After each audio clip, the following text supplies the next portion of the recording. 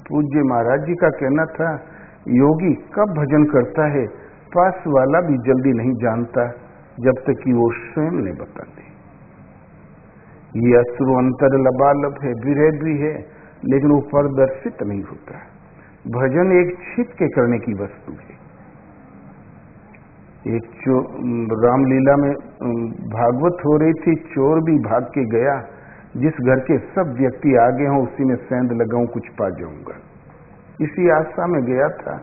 इतने में पंडित जी ने कहा, भगवान कृष्ण करील के कुंजों में और अकेले भ्रमण करते रहते हैं, लगातार टेक से उनका इंतजार जो करता है उसे दर्शन देते हैं। भगवान जब आते हैं तो मधुर मधुर बांसुरी बजने लगती है, अंधेरी रात में भी क्षीण प्रकाश फैलने लगता है, और सोने का हार, सोने का मुकुट, सोने की करधन, सोने की बांसुरी, सोने का पीताम्बर और वर्णन कर लेंगे। हीरों रत्नों से जड़ा हुआ पैन श्रृंगार करके आते हैं। चोर ने सोचा आधी जिंदगी बीत गई, पुलिस के डंडा खाते, गांवों की अवहेलना पनही खाते खाते पेट कभी नहीं भरा। ये कैंडिडेट ठीक है, अकेला तो अकेले को तो हम मिनटों में लपेट लेंगे, ये ठीक है। जब भीड़, तो फिर चोरी करने नहीं गया, भीड़ छट गई तब बोले, गुरुजी वो सोने का मुकुट, सोने का हार, सोने की बांसुरी कौन से करील के कुंज में रहता है, अकेला घूमता है। तो पंडित जी ने सोचा कोई भगत अनुरागी भी रही है। बोले, देखो बेटा, वृंदावन में करील के कुंजों में वो रात्रि में दिन में कभी भी मिल सकते हैं, अकेले हैं। बोले, और क्या क्या उनके पास? बोले, जो कुछ है, अलौकिक मणियों से जड़े हुए हार हैं, करधन है, मुकुट है, मोर पंख है ऊपर। सीधा चला गया करील के कुंजों में, लाठी लेके खड़ा हो गया झाड़ियों के बीच में। दिन रात बीत गया, नहीं दिखाई पड़े। 2-4 दिन बीत गया, वो खाने भी नहीं गया। इधर खाने जाऊं तो 4 दिन की मेहनत डांड हो जाएगी, कहीं पीछे से निकलने जाए। आस्ते आस्ते दिन गुजरने लगे।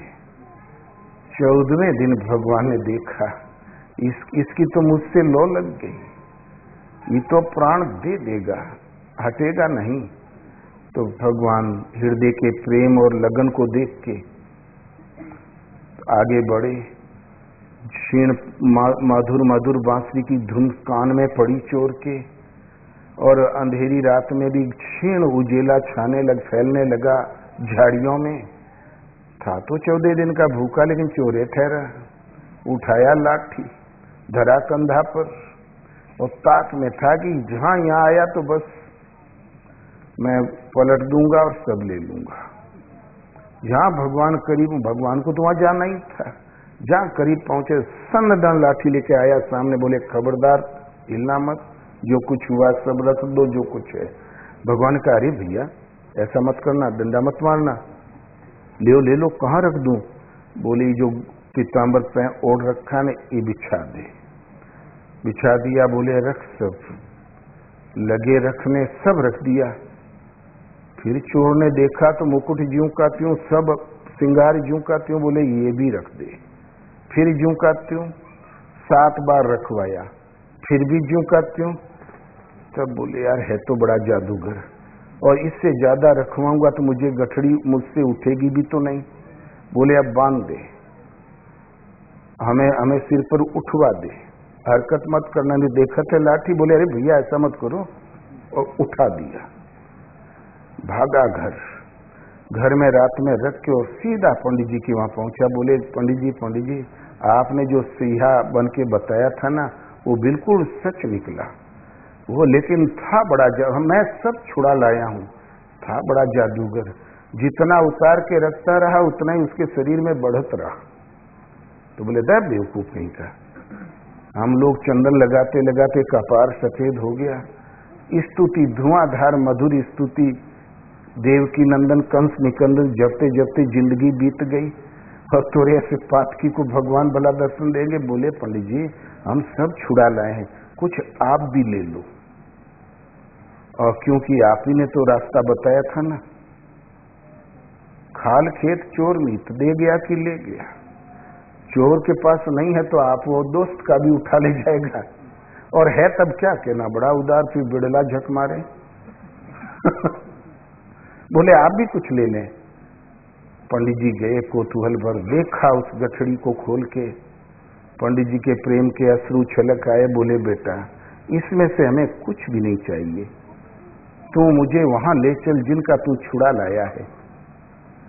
ले गया वहां तो बोले देखो गुरुजी, मैं अकेला था तो 14 दिन में फंसा, अब हैं 2 जने, कहीं 28 दिन में हो जाए। तो बोले भले प्राण निकल जाए बेटा, उनका दर्शन करवा दे। खड़े रहे, आस्ते आस्ते दिन बीतता गया। ठीक 14वें दिन भगवान मधुर बांसुरी बजने लगी, क्षीण प्रकाश छा गया। जहां दिखाई पड़े तो पंडित जी चरणों में लेट गए, साष्टांग दंडवत लगे स्तुति करने। तो चोर भूला, अरे अरे गुरुजी आप क्यों लेटते हो, हम तो थोड़ी सी लाठी ठोक देते हैं तो कहाँ पे लागत है। बोले दब बेवकूफ कहीं का, कहाँ पे लागत है, अरे वो कृपालु है, तेरे भाव के अनुसार मुद्रा बना लेते हैं।